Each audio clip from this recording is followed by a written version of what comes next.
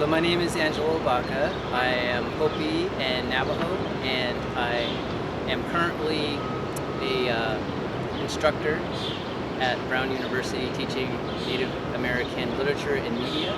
And I'm a graduate of the Native Voices program at the University of Washington.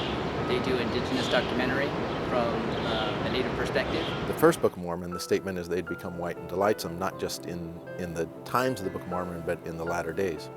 Certainly, we're not going to turn white someday, because there are a few of us who don't care to do that, frankly.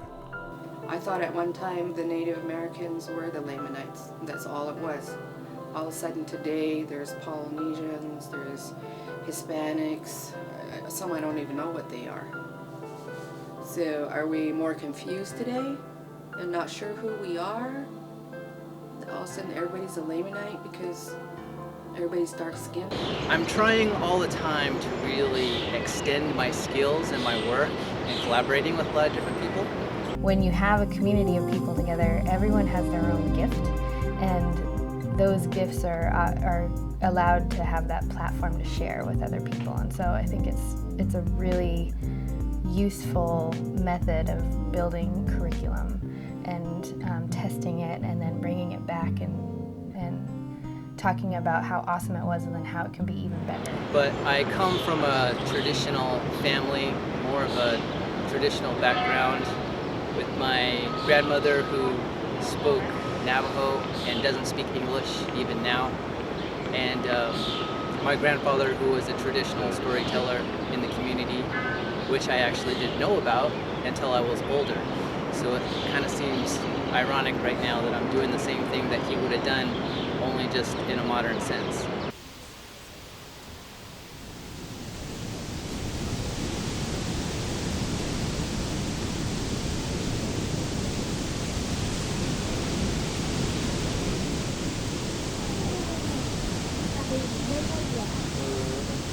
So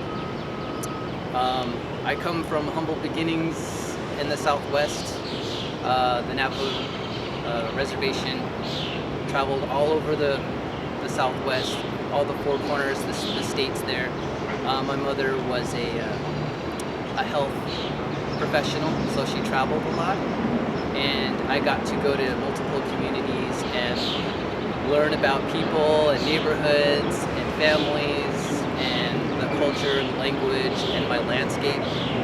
And I learned a lot about myself there, and I think I took a lot of those influences along with the stories that I loved growing up in movies, on television, in books, and just kind of combining them together in different creative, imaginative ways. In my own imagination, films and TV series were doing their own spin-offs. Different characters were already playing different types of new characters, and actors that I put in my head were playing different actors in different movies. And so I was always just kind of making things up and thought I could make a good movie.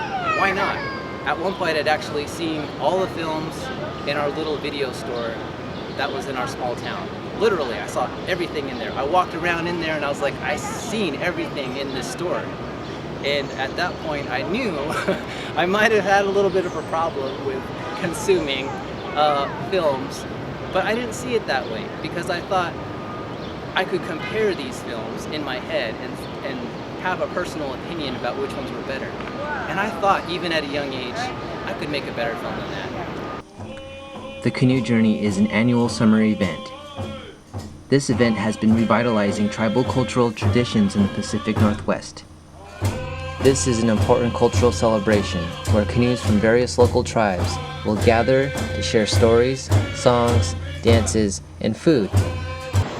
My immediate goals as a filmmaker is to be as flexible, adaptable, and skilled as I possibly can in a variety of situations, because I think filmmakers definitely need to have a lot of ability to overcome obstacles and challenges and problem solve and collaborate and expand their current abilities. Technology as well as people are always evolving, and we need to kind of keep up with all the things that are they're taking shape and developing, and nothing is going to stay the same. Even the way that we tell stories or view them or experience them, even technology is going at a really different pace now than we've ever been used to. So I really think it's imperative to try as many things as you can and be versatile.